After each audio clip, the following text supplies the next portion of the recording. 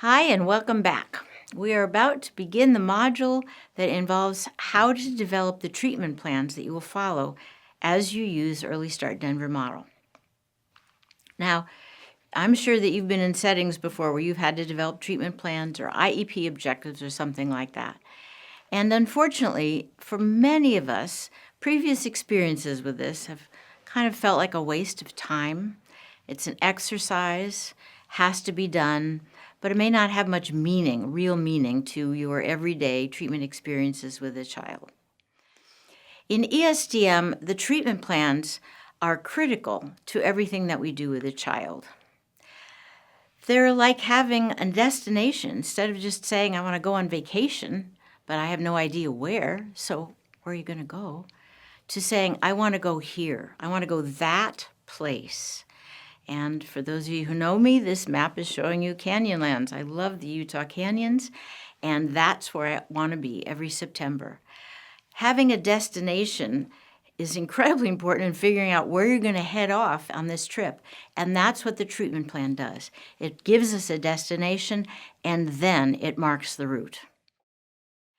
This module has 3 lessons, and in these 3 lessons, we're going to take you through exactly how to build the treatment plan, the specific goals, the steps for getting to the goals, and the data sheets you will need to track yourself along. By the time we're done with this, you will have a piece of paper in your hand that will allow you to walk into a session tomorrow with a child and know exactly what to do.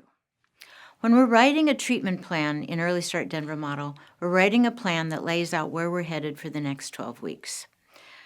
In our minds, we are planning ahead for just a 3-month period, and we're going to write a full set of goals for that 3-month period. So we lead off this progress by asking parents, what are your goals for the child for the next 3 months? What are the 3 or 4 most important things you would like to see your child be able to do 3 months from now that they can't do now? And I always start with that. And there's a form for you in your packet that gives you a parent goal sheet that you may want to ask parents to talk through with you as you write that out. Later, we'll talk about what to do with parent goals and how to integrate them into your data, but that's a starting point. The next step that we do is to build the 12-week goals from the curriculum assessment checklist, and that's where we're headed right now, talking about the tools that we use to extract the information we need to build 12-week objectives. And the tools that we use are available for you inside the blue Therapist Manual, Early Start Denver Model for Young Children with Autism Manual, and the curriculum tool, which accompanies it. The curriculum checklist provides you with the items that you're going to assess the child on to lay out the developmental domains in all areas for them and to understand what they can do now and where they're headed next. And the blue manual defines each of those items and also tells you in detail how to administer the curriculum checklist. The curriculum content is divided into roughly the domains that we see in child development between the toddler and the preschool period. There are 4 levels, and in each level, there are receptive and expressive language domains, fine and gross motor domains, social interaction, cognition, play, and adaptive behavior. Other domain areas like imitation or joint attention or pre-academics come in and out at the level at which they're appropriate for a typically developing child. The 4 levels organize all of these domains according to what we expect to see in about the 9 to 18-month period for level 1, the 18 to 24-month period roughly for level 2, the 24 to 36-month period roughly for level 3, and the 36 to 48-month period roughly for level 4. Inside the domains, though, you're going to find kind of an interesting format in which the language and the social items tend to be more immature and the motor items tend to be more mature inside that one developmental domain. Why is that? It's because we've built this to follow the profile for a young child with autism. And in the early years, children with autism typically are having their most mature skills in the motor areas and their least mature skills in the area of social communication, which we've been talking about. And so this curriculum is really built for them, and it allows you to assess inside a level all the areas of a child's development without having to jump around quite so much. How do we use this tool? It's not a sit down with the child at a table and administer item after item after item to see whether or not they perform it. It's not set up like a standardized test. This is a play-based assessment in which you want to be in a friendly child-type setting with toys around, child furniture, parent in the room with us. And we want to work our way through a set of play activities in which the child can grow increasingly comfortable playing with mom, playing with you, and inside the play activities reveal their skills. And so you are going to be walking into a room that's already prepared with some interesting materials. A child starts to play. You join the mother and the child, or the father and the child, in whatever is beginning. And as that child starts to play and you start to play along, you find ways of doing little probes for the language that they're using in their play, the motor skills they're using in their play, the symbolic or the constructive play skills that they're demonstrating, the social reactions they're having to people, and the cognitive concepts that underlie what they're doing, so forth and so on. You do a piece of play with them, 10 minutes maybe. And then as mom and child are sitting there with the materials, you pull your curriculum checklist out and you score along in terms of what you've seen thus far. And the items you've seen, you score. The items you haven't seen, you wait, and then you start another piece of play. And so you follow along through an hour to an hour and a half of play, proceeding in this way, talking with the parent, watching what the child's doing with you, with the parent, and gathering the information that's available to you about what the child can do on the curriculum items that you're assessing. How do you score the curriculum checklist? Okay. It's not a checklist like that. It's not a matter of just yes, yes, yes, or no, no, no, no, no. We want a richer set of data than that. And so you'll see that there are 4 columns here. In the first column, it's what you yourself observe in this hour. The second column is what the parent's telling you about what the child can do. And while they don't have to tell you about every single item, some of it's going to be clear. The child does it. The mom knows the child can do it. The father says he does that all the time. He really loves that toy. And you know that that's a well-mastered skill. But some things, like using a toilet, you're not going to be able to watch in your assessment hour, and you're really dependent on the parent report. Any area in which the child is not performing today, you may ask the parent, is this what the child does at home? Is this what you're used to seeing? So that you can get the parent's description to help you understand what the child's mastered. The third column allows you to bring in information from other professional reports that you might have about the child, the speech and language report, the developmental pediatrician's report. For those 3 columns, we use a specific set of scores. We use a plus to indicate that this is a mastered skill.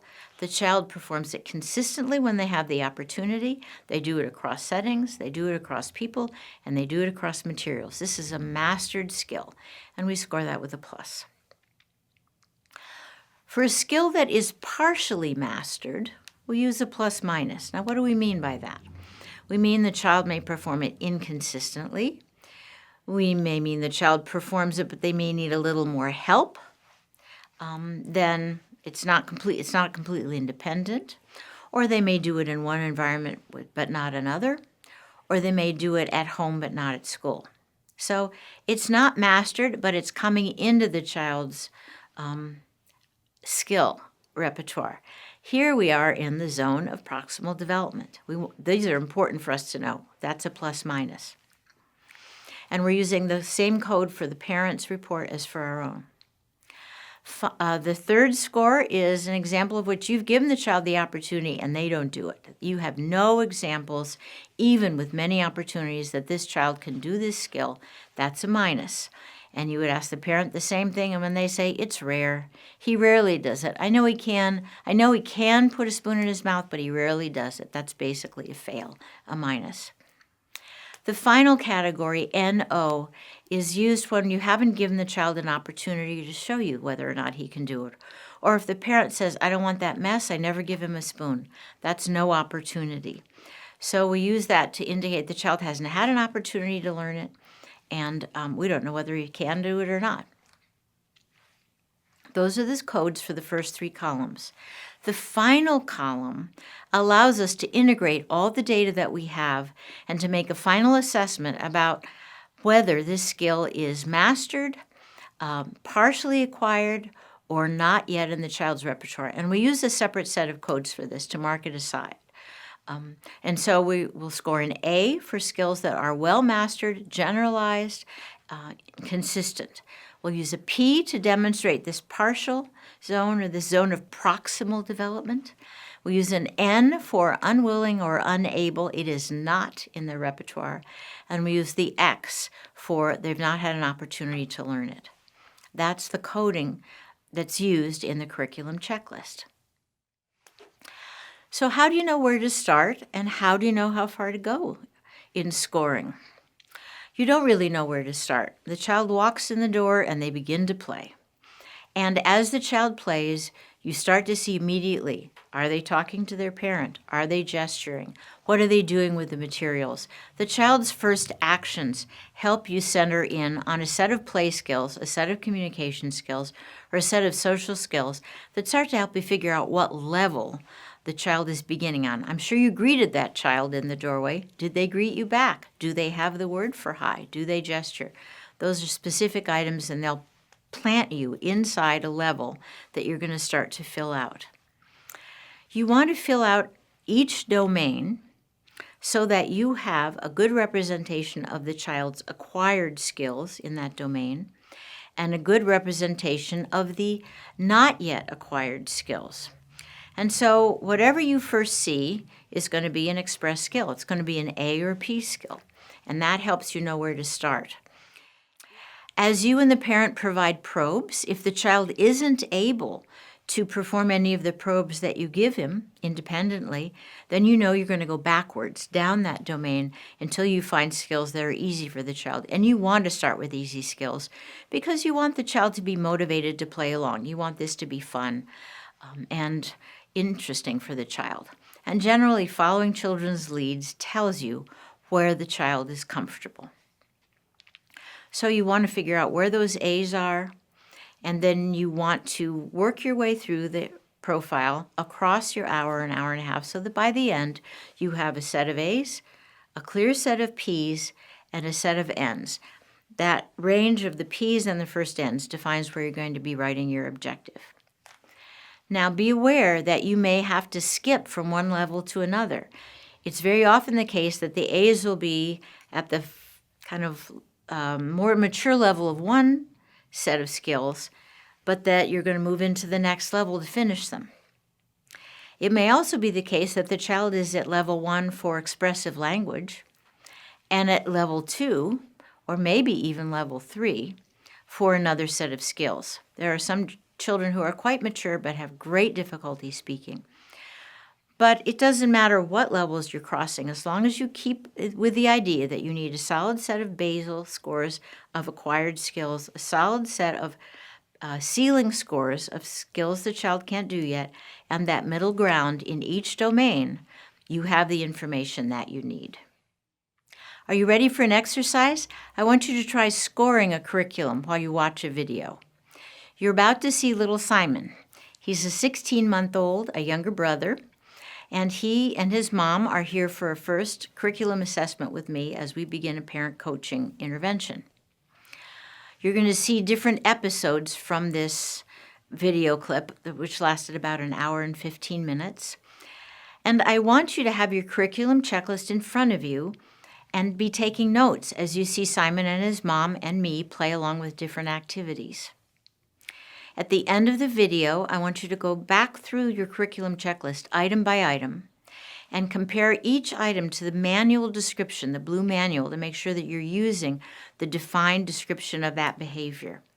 And then I want you to assign a code in the observer column, and if the mom gave you information, assign a code in the parent report as well. Once you've coded every behavior that you can, be sure to use the NOs for no opportunities. Then go to the acquisition list, the final column, and assign one of those final codes, acquired, partial, not yet, or no opportunity, so that you have really experienced what it's like to use this tool. Check the screen for what to do with your scores after you're finished.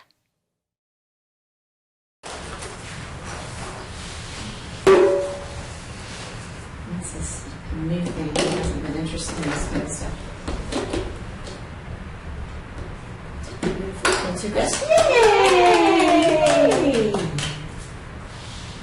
Nice job. So if we give them to open, yeah, there they are. Nice isolation of this index finger. You want to help? Open. Does he give you things when he needs help? It's emerging. Okay. He has brought me his cup when he wants more water, but that's about as much as I've gotten. Okay. Put in. So now I just want to see if he can manage like repeating this without us having to hand him each one. What do you like to do there? Put in.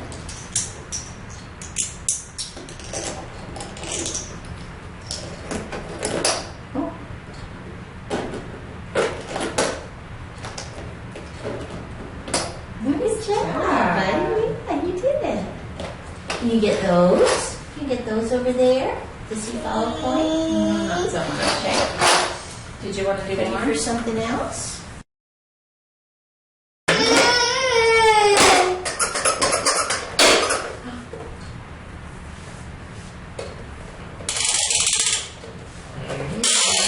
Oh, there he is.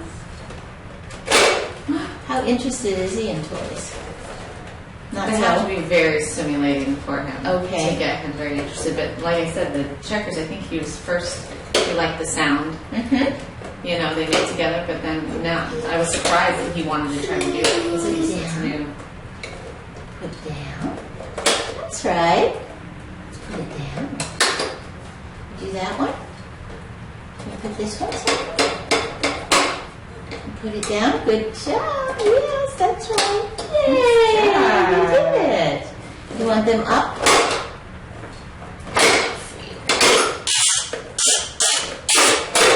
There. Nice.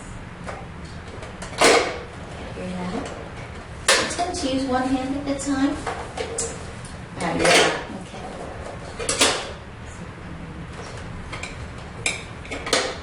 Push. Nice job.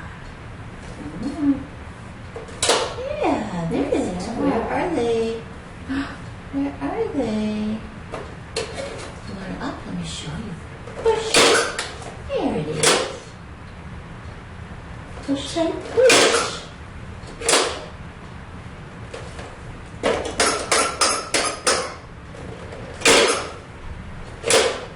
Does he have this toy at home? No.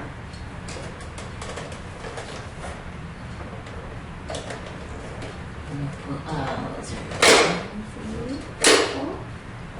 Oh, that's right. Good. Here's what you can do. That way. And there it is. Let me push it up for you. There. You got it.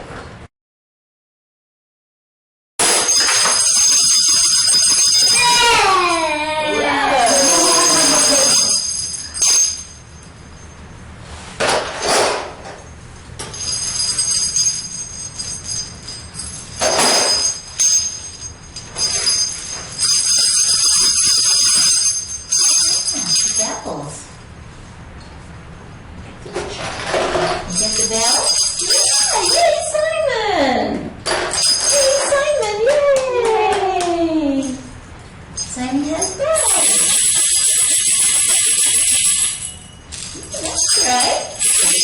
take? Oh, you want both of them? Okay.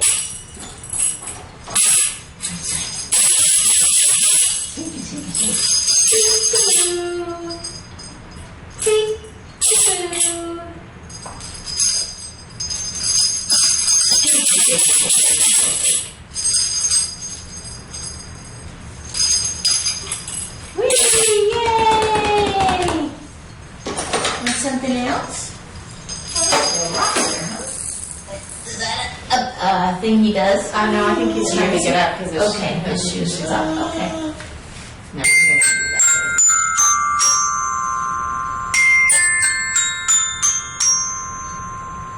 Sure. There you go.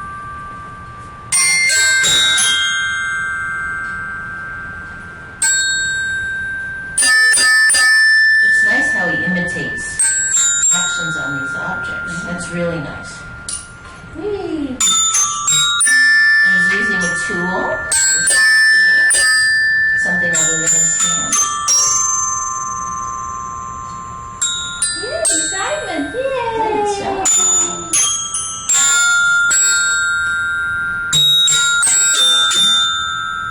I would say a month ago he wasn't doing a lot of this stuff. Starting to See how he's doing a little turn taking with me? He's good. kind of waiting.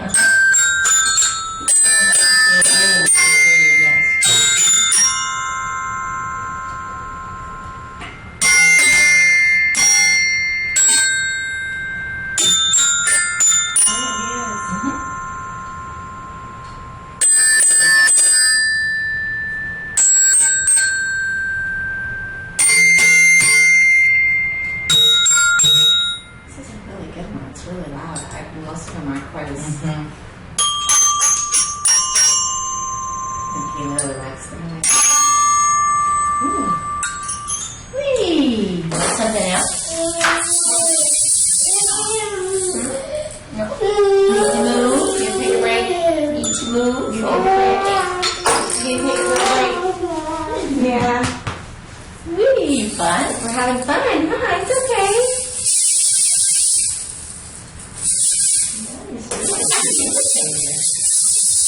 You want two? Yay! Wow, a nice smile. He's trying to decide if he wants to kind of give you love. He's thinking about Show you it. something? Oh, nice reach request. You want that one too? Okay, right there. When he was reaching for it, he looked at me before he took it. Did he? That gaze shift is really nice. Oh, good. That use of eye contact is kind of like permission. Good job. Here, good. Stop for a second. Do you want it? Oh, there we go.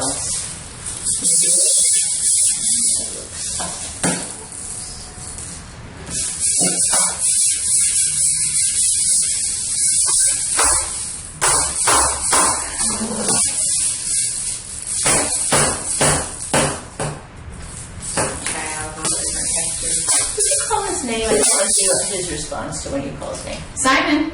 Simon. Hey, Simon. Does he typically respond or not? I would say 75% of the time. If he's busy, he'll ignore me. But when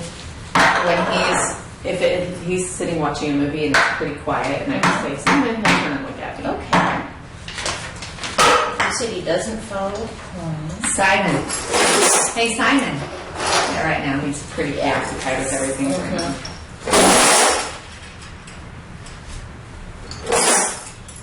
Does he respond to no Yes, absolutely. consistently? Yes. Okay, great.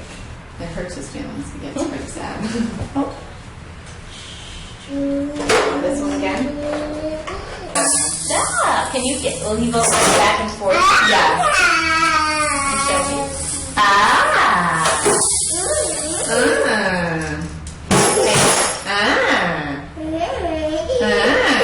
Nice.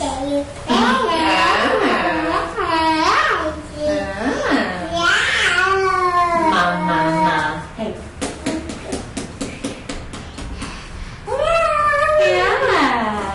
Yeah. Oh.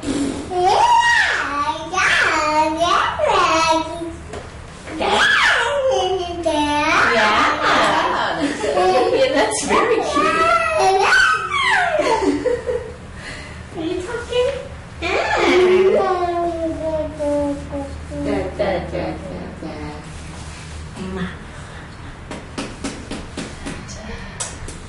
What kinds of social games does he play with you? Does he do patty cake? He likes patty cake. He can't clap by himself, but he loves to play patty cake. He'll do peekaboo with his blankie.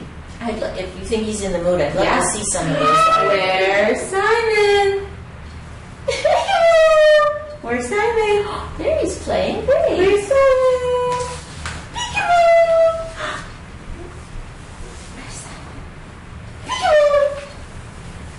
Where's Simon? Where's Simon? Where's Simon? Hi, cutie. I see that. Where's Simon? Oh. Where's Simon? Yay. Bye-bye. Can you play patty cake? Patty cake. Oh. Hey, puppies. Whee!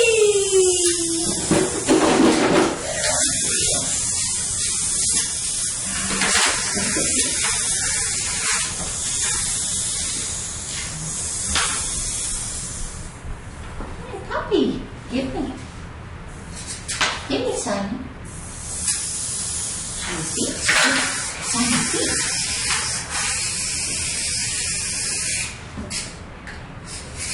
Let's put him down. Look at the feet. Whee! You give me. Nice. You want another one? Let's see. I trust that you had a reasonable experience using the curriculum checklist, that this was not particularly difficult, and that it was easy for you to see how following the child along in play allowed you to see lots and lots of different behaviors. I also hope that you saw how important it was that the mother was right there playing along with him, and that she was very involved in this activity, both supporting the child and also giving me information. You have an opportunity to share your observations and some of your reactions to this video and this tool on the forum. Feel free to talk with other students who are taking this course and see what you've learned from them, and also give them the opportunity to learn from you. I'll see you for the next lesson soon.